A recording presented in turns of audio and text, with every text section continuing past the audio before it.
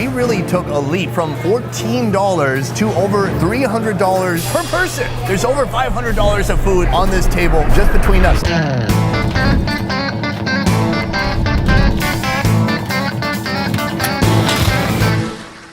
If you haven't been to Texas, then you haven't had barbecue. We are America's home of barbecue, Texas, USA. Yeehaw! This here is Austin, a booming metropolis of over 1 million, with an outstanding reputation for smoked meats. Today I want to see the big difference between how Austin treats pork ribs and beef ribs.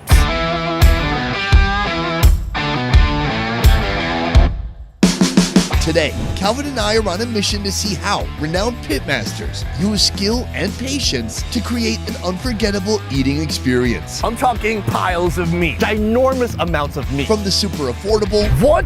That's too much meat? to the shockingly expensive. Ribs the size of your femur. We'll find out which beefy bovine barbecue gives us the most bang for our buck. I can't wait to put all their meat in my mouth. Time to eat.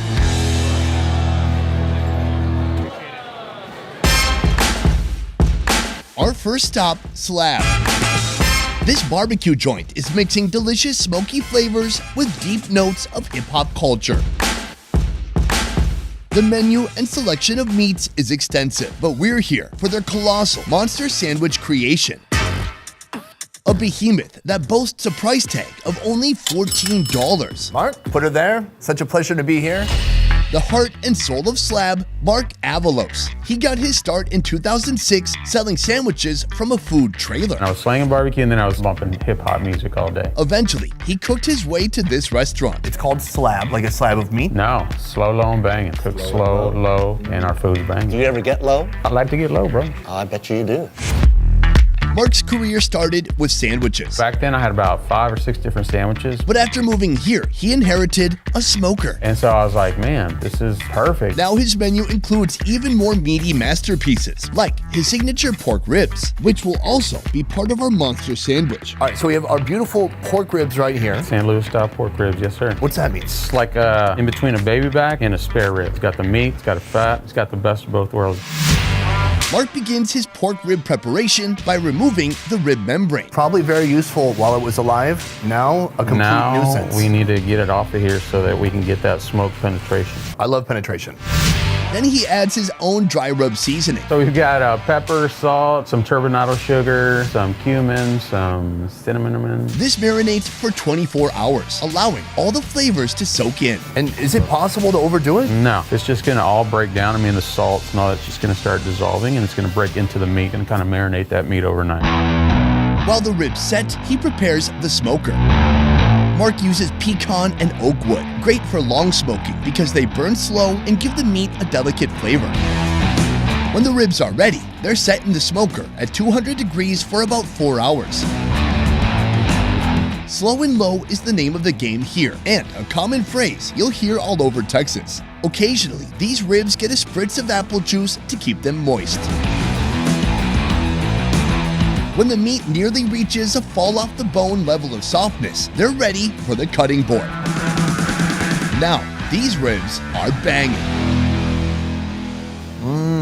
Oh my goodness. Delicious. That's so delicious. The glaze on top is so perfect. It's beautifully smoky, and there's something about smoking. People, I think, who get into it think like, I'm gonna do more stuff to this. And this is like the right amount. As I look through the cross-section of the rib, I see on the outside, it's kind of pink. What's that from? It's a smoke ring. The smoke ring is a sign of a job well done, like the meat giving you a high five after you roasted it just right. We tried the pork ribs, Yes. amazing, but this isn't what we're here for. Right. We're here for the donk. The donk. The donk. It's Mark's most monstrous, meaty masterpiece yet. We originally were thinking like, hey, could we create like a sandwich challenge? And so we're like, let's create one of those just crazy sandwiches that no way anybody can finish. And that's where the dunk idea came. This sumptuous sandwich combines every single meat that Mark serves here. So pretty much we're layering just meat upon meat and toppings upon toppings and more meat and then queso and Fritos on the very top. Of course, I need some vegetables. It starts with the bottom base bun, some red sauce, then shredded brisket and more red sauce. Now coleslaw, pulled pork, jalapenos. Then, remember those pork ribs? Those get chopped and slapped on too. More sauce, onions, and pickles to balance it out. Then, chicken breast, topped with a spicy sauce and white sauce. sausage topped with queso, and finally a handful of Fritos to give it a little bit of a crunch. This whole morning has culminated in this moment. We're about to put Mark's meat in our mouth right now. And honestly, hundreds if not thousands of people at this point have had Mark's meat in their mouth. And we're just one more who get to try the beautiful flavors. Cheers. Cheers.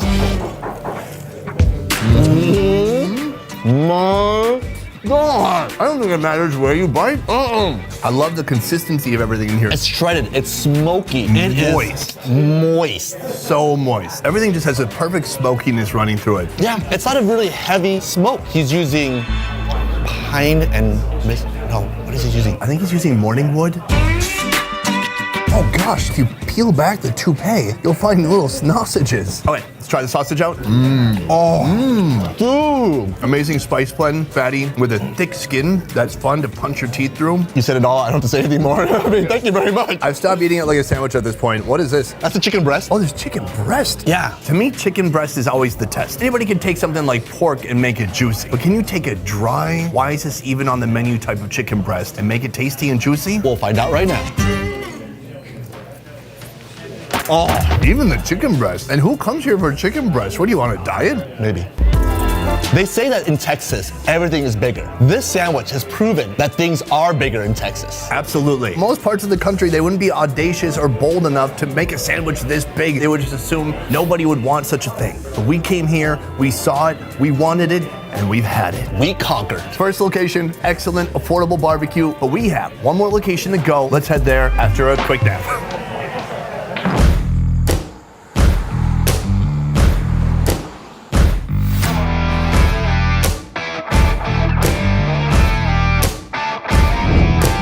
Terry Black's, home to legendary Central Texas style barbecue. We're here for their monstrous meat platter, a platter that costs over $300. You guys are cooking all kinds of animals, including turkey, which is what we have here. Leading us today, manager and barbecue expert Clay. It's a lighter option. We can't eat red meat every day, so this is how we keep it light if we're watching our figure. Not all barbecue is created equal. Each region, even different cities, have their own unique smoking method. Texas alone has 4 major styles of barbecue, each style with its own history, meats, fuel, and fixins. Shall we? Yes, There we go. At Terry Black's, they do things the Central Texas way. That means an emphasis on dry rub, slow and low smoking, and local oak wood. Whoa. Oh, my lord. Turkey breast could not get more moist or tender than that. This pairs perfectly with the giant beef ribs and juicy beef brisket being smoked here. This was a little bit of an appetizer, but we are here today for the beef ribs. The last location we were at, the gentleman there, Mark, he said that a beef rib is kind of like a brisket on a stick. That's a good way to describe it. I say it's like brisket on steroids, but that bone gives it a pretty crazy flavor when we smoke it like we do. What is the difference in preparation methods between a pork rib and a beef rib? With our beef ribs, it's all dry rub. So that bark you're gonna see when we bring them out here, it's just salt, pepper, and smoke. The pork ribs are the only barbecue we cook here with any barbecue sauce. We use a little bit of our spicy barbecue sauce and some simple syrup to finish them off.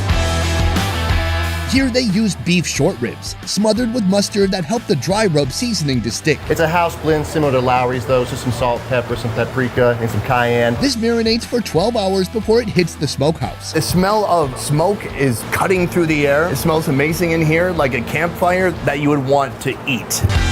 Before access to the smoker is granted, it's hit with even more salt and pepper. We're gonna put another thin layer of salt and pepper just on top. Not a whole lot, just to get it that bark. These are gonna go right up front where those fires are the hottest. And really what we're looking to do is just render all those fats down. Like babies in the infant care unit, these beef ribs will be closely monitored as they smoke for the next 8 hours. Why is barbecue so expensive? A lot of it is the labor that's invested into the meat before it hits those blocks. Each brisket that we serve has had about 16 hours of labor invested into it, whether it be from the guys that are trimming it in the back, the guys smoking it on the pits, or just preparation that we do before service. It's a labor-intensive form of cooking. Clay, let's do this. Let's make it happen. Me too. Maybe you shake his hand? I don't. Okay. Hey, wait, so where's HR at? Brisket, sausage, and ribs are among the most popular menu items in Texas barbecue. Here they have all 3, and all of them will go on our pricey family platter. They start with their best seller, the brisket, cut into thin slices. Then the sausages, with 2 varieties to choose from, original and jalapeno cheddar. Finally, the meat we came here for, the dinosauric smoked beef ribs. After 8 hours of tender love, care, and attention in the smoker, these ribs are soft, succulent, and ready for the dinner table. We really took a leap from $14 to over $300 per person. There's over $500 of food on this table just between us. Where do we start? I think we start the sausage first. So we go with the original, then we go into the jalapeno. Yeah, I don't know which is which. Let's find out with our mouth. I'm gonna grab a little bit of this. Oh, I think that might be it. The jalapeno cheddar. Oh my God. Sausage is really well spiced. The snap in the sausage, it just crackles in your mouth. Absolutely. Let's try this one. It's the original. I like that even more. Soon we're gonna build up to the brisket on a stick, but first, why not try the actual brisket? Wow. The brisket, it's big, it's juicy, it's heavy. Dude, that is amazing. Oh, wow. The texture, the consistency, that bark, the smoke adheres to the top part of the meat. It's almost it's almost like the Like, what do they call the outside of a tree? bark. So it has just a rough, coarse, almost caramelized texture. I mean, if you zoomed in on it, you'd be like, dude, why are you eating that? That's gonna give you cancer. Yeah, maybe awesome cancer. Deliciousness cancer. Top of the class cancer. What about chairman cancer? Yeah, maybe colon cancer. Oh, wait. There are 2 beef ribs on here. One, he has given us the whole rib still on the bone, and this other one, he kind of chopped it a bit. It's kind of like a pizza that's not chopped all the way. That is gorgeous. Look at this part. Now this is the kind of thick, almost sinewy part that's right next to the bone. And this is something you can't get on the brisket. Cheers. Yes.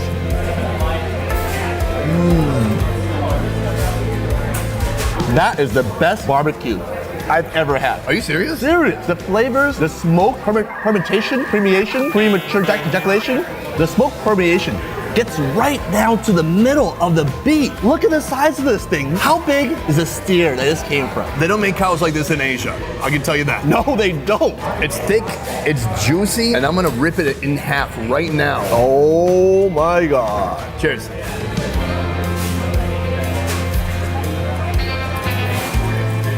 It is so incredibly rich and juicy. The meat is like this perfect texture. It's soft, but it still has enough texture to it where you can really enjoy biting through it. There's nothing more tender than that piece right there. That short rib truly is amazing.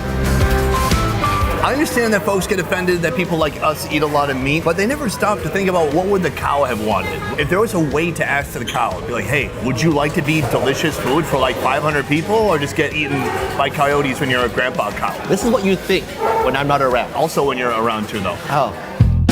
Calvin, today we experienced barbecue on 2 different levels. Very affordable and very expensive. $14 compared to over $300. This is the biggest wealth gap we've ever had in this show. I wanna know 2 things. Do you like beef ribs more or pork ribs? I'm gonna say pork ribs. Really? Yes. The amount of smoke and sweetness that pork rib had today was phenomenal. I have to agree. I love the pork rib, but I did love both. I could eat the pork rib a couple times a week, but a beef rib, I could eat maybe 1 or 2 times a year. It's really intense. At last, we have 2 locations we went to today. Which one do you think was the best value? The best value between the 2 places has to have been Slab. For $14 to get a pound and a half of meat, that truly is the best value. It's undeniable that that's an incredible value, but for me, I have to go with location 2. When you have that tray, you have so many different meats you can experience at one time. It's gonna blow your mind, it's gonna be too much, it's gonna be like eating a whole wedding cake, but afterwards, you're gonna leave satisfied. Or dead. Absolutely. Best Ever Food Review Show is a small team of independent creators, and everything we do here works because of you guys. Click the link in our description to join our Patreon and receive exclusive benefits. A peace.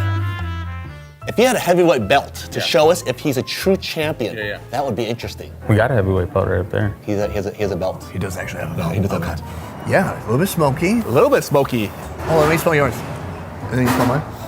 Did that seem weird? Not at all. What we just did, is that allowed in Texas? You're in a safe space. I didn't know Texas had safe spaces. It's smoky, it's even a little hammy. It is pork. Is it a little hammy, do you agree? Hammy? I mean, it's pork. The person who can solve gout and make a magical gout pill, they'll be more rich than all the billionaires in the world. You know there are gout pills, right? Oh, I thought it was deadly. Deadly. Yeah, I've had gout. You had? I've had gout twice. I ate too much meat and drink too much beer. Like everything that you like doing is what's gonna give you gout, except for Masturbation. exactly. Guys, that is it for this one. Thank you so much for watching. I want to say a big thank you to my friend Calvin here. You can check him out on his YouTube channel right here, FKN Deliciousness. Follow Calvin and see his fun food adventures right here. That is it for this one. Thank you so much for watching. We will see you next time. A peace. Oh, we changed it up. Oh, is it a different way? I've always done it that way.